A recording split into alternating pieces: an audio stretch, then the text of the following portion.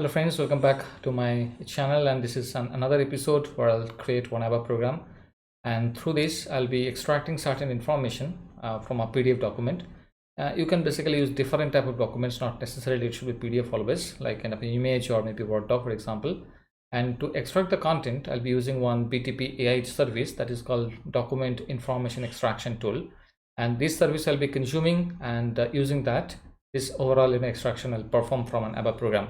So you'll see how this end-to-end demo works, kind of an integration from my ABAP program to BTP layer and extracting all the information that we need out of this PDF.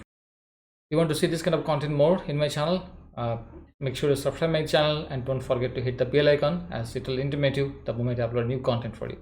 So without further ado, let's get into the topic. So now to start with, you'll open your BTP trial account and come to this global level where you'll find something called boosters. So click on that. And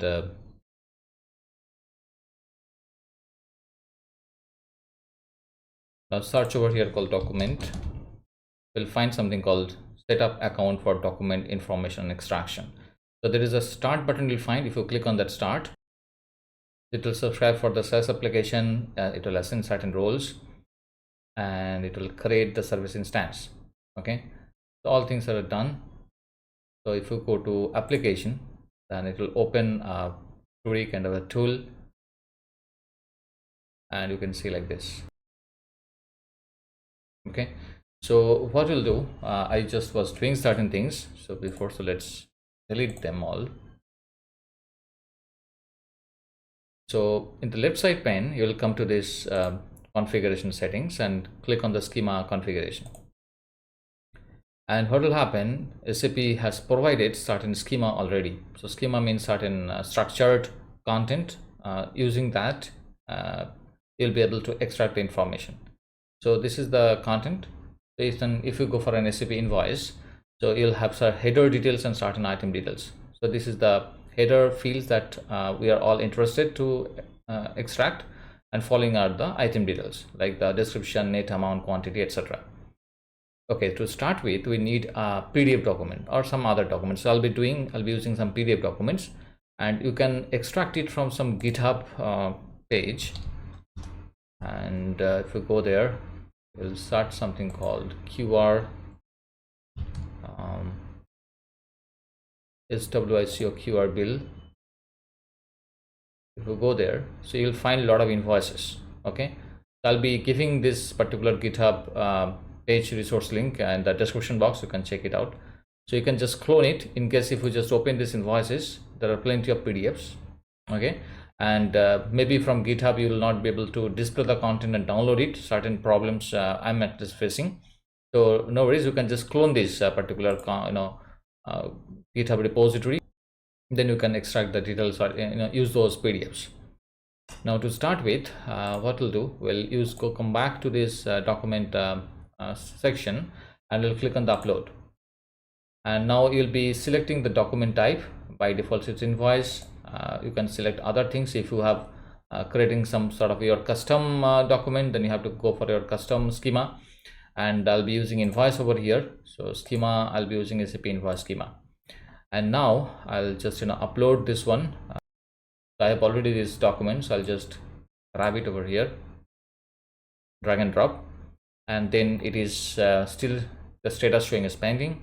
So click on step 2, and it will ask for the fields that you are all interested to grab.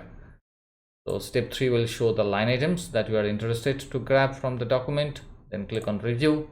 It will show all these fields and ask for the confirmation whether you are okay or want to make any changes to extract. And now click on confirm. The moment you click on confirm, this there will be a background job, okay, that will be running, and it will start processing this document, and the status will be changing from pending to ready once this processing is over. So it will take a few seconds depending on the okay, so now the status showing as ready, so click on that, and now it will open this invoice which we have uploaded. Is a SAP sample invoice. And if you just click over here, 3 dots, you will find something called extraction results. So what we have extracted that we can see out of this. So let's maximize a little more. and you can see the barcode it's scanning. So if I click on this barcode, it will show the exact section of the document where from this information been picked up. Then if you go to currency code, here you can see currency code, so all these values are like that, right? So similar way, the line item details, if you click on description, you'll find this information. And then material number, it is picking all the way from here, and it also marks it like what exactly the label it used to cut up the data. That's wonderful, right? Okay, so this is what the service that we are going to use, but because this is from the application, but we want to access this one programmatically. So how to do that? So how this will work? Technically, it is a very simple thing. We'll be creating my ABAP program in the on-premise system, and we also have a RFC destination that will be creating through SM59.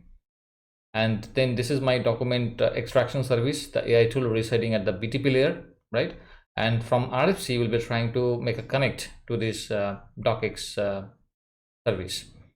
And from ABAP program, we'll be consuming this RFC destination, and eventually we'll be passing the file content from which you want to grab the details, and it will pass this content to this BTP layer, perform the extraction, and send back the results. Okay, so now big question like how this RFC destination and docx integration works. So let's go to SAP site and create a RFC destination. So to start, we will go to SM59 treaty code, and we'll create one RFC called BTP docx connect, and the connection type will use a G, which is an HTTP connection to external server.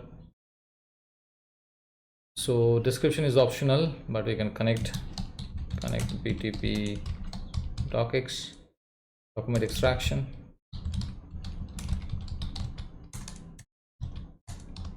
Sorry. Now here in the host and port, I have to use port will be used for the C code cell is a 443. Go to SAP trial account, then click on instance and subscription. Then you will find this document information details, which already generated through the boosted approach. Here you'll find the instance name, and this is the key, and this is the details. Click on form, and we have to use the host as the authentication URL.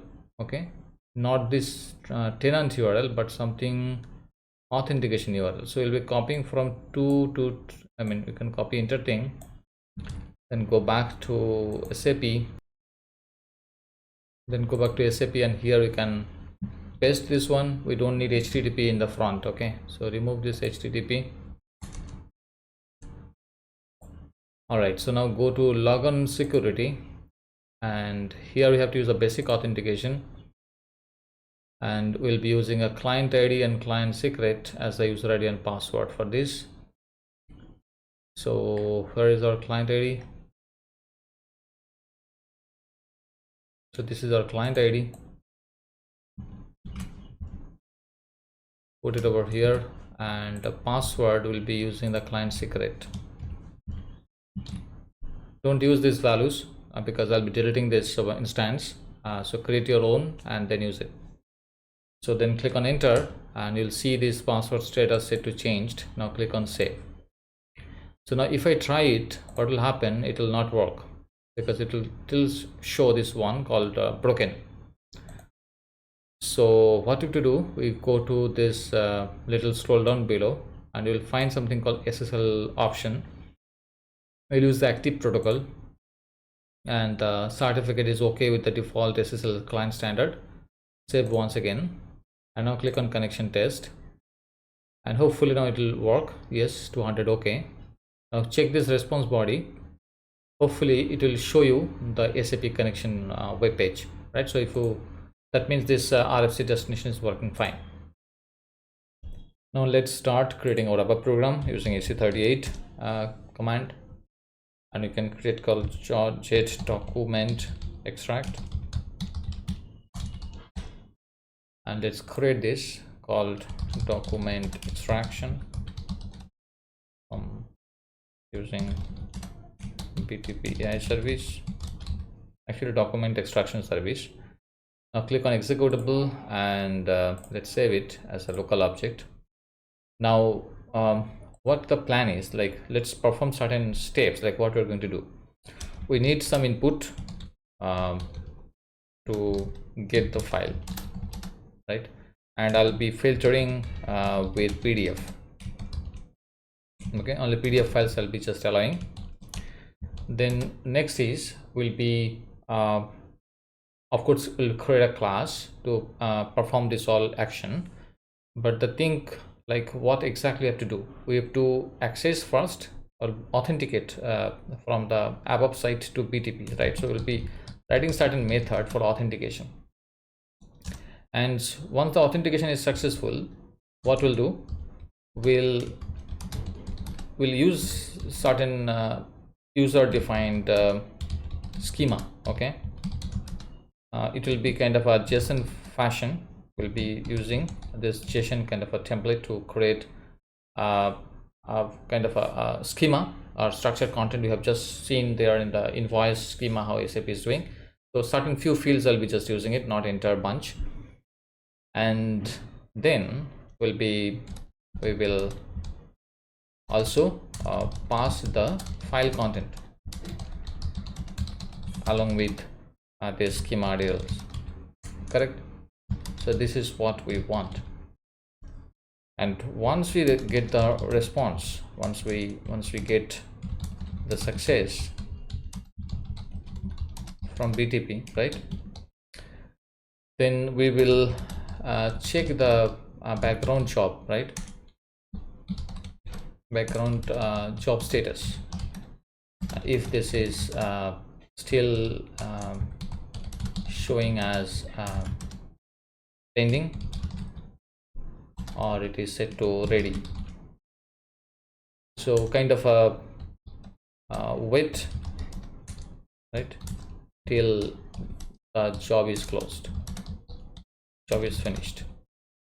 So this is all we need, these 5 steps. And then we will have our extracted content, which you can just use it as a loop or some way to display it. So let's create a class. So let's create a class, document docu extract. Let's defer it for the time being. We will define it a little later. So somewhere, let's say class LCL definition, and also we'll do some class LCL implementation, right? So this all will do, but let's think about, like, we need a parameter, right? So this parameters will be giving called file name, and this is type of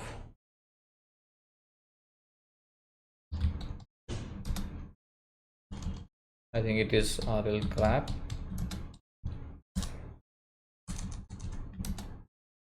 file name, correct? So this is what the parameter that we'll be using. So let's create some value help,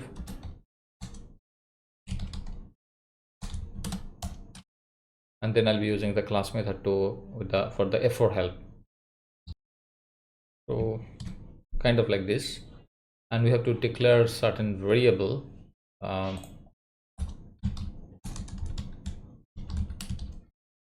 LT file table, type may be called file table, and also we need LVRC,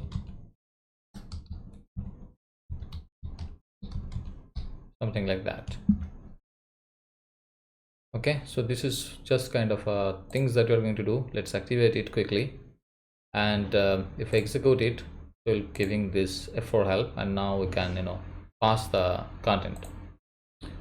All right, so next is we'll be filling up the file implementation and definition part. Let's do that. So first thing is we actually about to get the file name, so p underscore file, and we'll be using what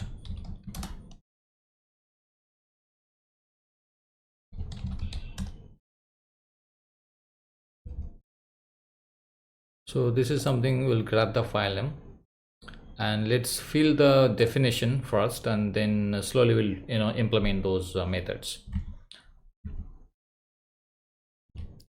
So let's paste it for this to save certain time. So we need certain API URL, BTP URL, and the corresponding the path or endpoint, and that will fill it up with this constant.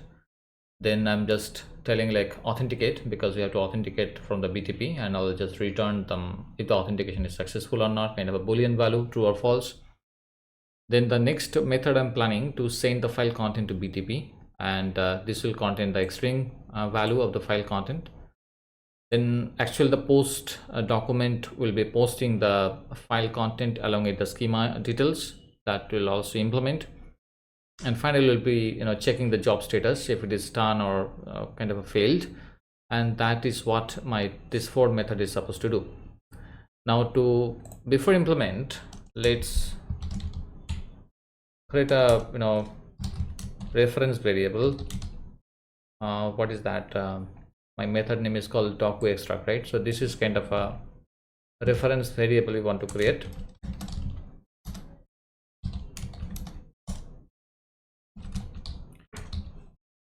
Now hopefully the code completion should work, and we need what? Authenticate. And let's put a condition. If this authentication is true, right, then only we'll proceed further. So authentication is actually returning some boolean, so this if condition will be satisfying this. Now let's actually upload the file. So for that I'm using this one. I'm just pasting the code to save the time. So this is what the file will have, right? Because file I already grabbed it, so I have to ensure one condition, that this p file is not initial. Okay, and then enter logic I have to write over here. So enter logic will be only done once the p file is selected, and then I'm converting the file to string value, because that is what the content I'll be using. And once the authentication is done, then what we have, we need send file to BTP, and here the content which we have just received, this content I'll be passing it over here. Okay, so the variables will be declaring soon. And if I go to this send file, we have to implement this class method which I'm not done yet. So let's start with implementing the authentication method. I think this is the method name. To save some time, I'm to paste the code and I'll explain what's going on. So I'm using this utility CLHDB client and create by destination. This is the destination we just created, and I'm grabbing the destination as a client variable using this hello client, and rest is just setting up the header request with the grant type as client credentials, because we have mentioned the client ID and client secret during this destination build up. Using that, we'll make a request and we'll grab the status whether the connection was successful or not, and this status will just capture in this LV code. And finally we will just use this authenticated boolean if it is perfect, and we'll also get the token. I think we have to declare this one somewhere. So let's declare it over here.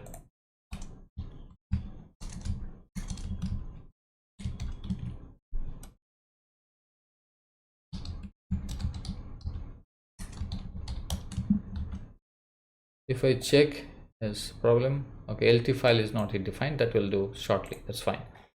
But I think authentication method is done. So let's do one more. Let's now send the file to BTP. I've declared this type definition for holding the file content, and declared this variables LT file and L file content, which I'm using as a to grab the file information. And so let's implement it this time. I think it's syntactically correct now. So let's implement this send file to BTP. So this method will be now implementing. Now to implement this, let's paste this code, and I'm just declaring a variable for holding the job and the job status. Now what I'm doing, I'm just trying to make a post request first, because this is what the content that I have to send it through. This method, which we have not yet implemented, we'll do it soon. And once we pass it to the BTP, what will happen? This job, I'm just expecting the job ID or whatever been created, because this job will be using to check the job status using the job ID. So we'll be calling this get job status method, passing the job ID, and we'll be checking if the job is done, or job is failed or something, status to check. And I'll be just keep checking it till this status I reached.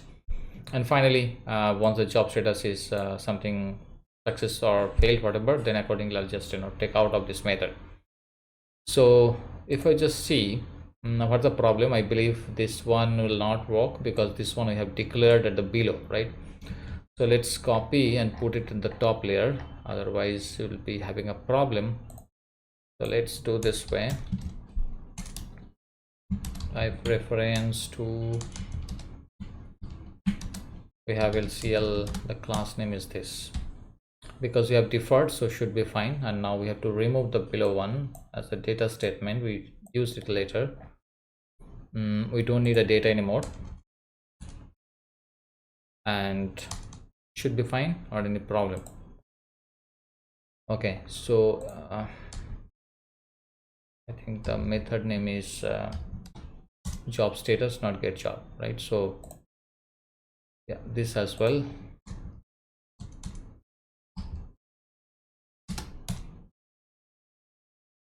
So now this is all fine. Let's activate this code, and next we'll check this post document.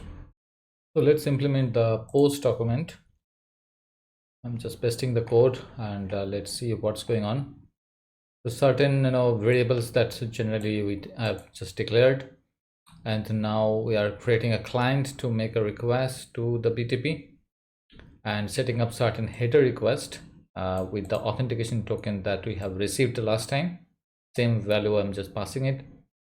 And next I'll be doing some sort of a multi-part feature, because we'll be passing two things. Okay, one will be the file content, and the other will be the schema content. So these two informations has to be passed as a layer, so it's kind of a multi-part. So this is the layer of schema that I'm just want to grab only the document number, purchase document, and gross amount from the header information. And definitely you can put line items also. I didn't put it, and certain other relevant details which I need to pass. And then we are setting up the data for this JSON. And next we'll be creating another part, and where we'll be passing the file content. So I'm giving the file name like this. You can also use it kind of a dynamically, not hard coded.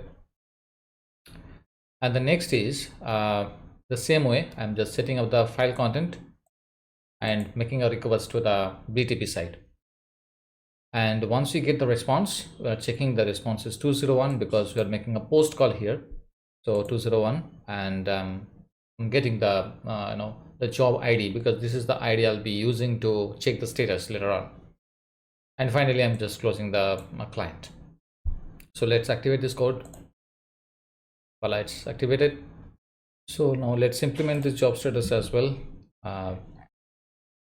So what we are doing, similarly for job status, again getting the job means we have to again make a request to BTP to see the job content. So we are creating a client again, and setting up certain header fields as we did. And this is what I think the job,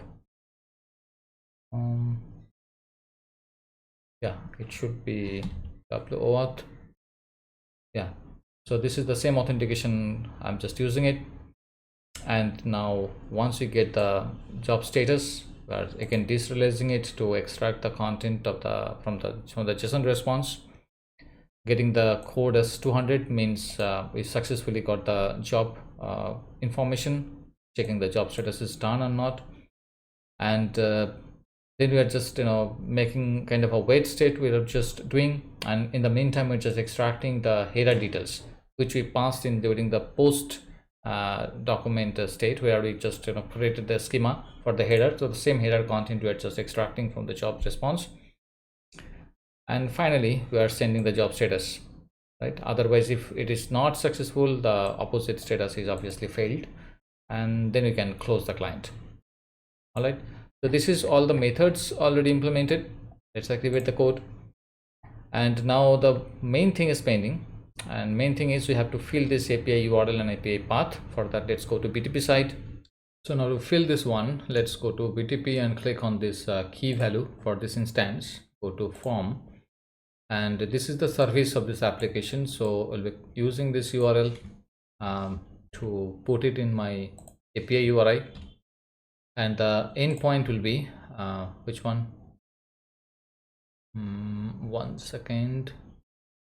Endpoint, yeah, this is the endpoint. So copying it and pasting it here. I don't need the forward slash, so click on activate. All right, so now the time is for testing, and hopefully everything works fine. Then we'll be able to get the extracted data as a report outcome. So now the time is to test if it is working or not. Let's select the file first. Yeah, this is the file I have selected, and let's click on execute. And the debugging is I have just set. So this is the file content. File is grabbed, and I'm checking an authentication. If the authentication is now successful and my cursor is now pointing to this same file with the file content, so this is the extreme value of my file. Let's get inside this method, and now making a post document, because as we know this is the method to pass the file content to BTP. Put F6. Before it is sent, let's check one thing. In our service, still it is only one entry, as you can see. With our manual testing, we did it, and now if I just send this one, I'll be seeing one more entry over here. So let's check this out if it is working the same way or not. So let's F6, and voila, file sent, and you have received certain job details. Nice.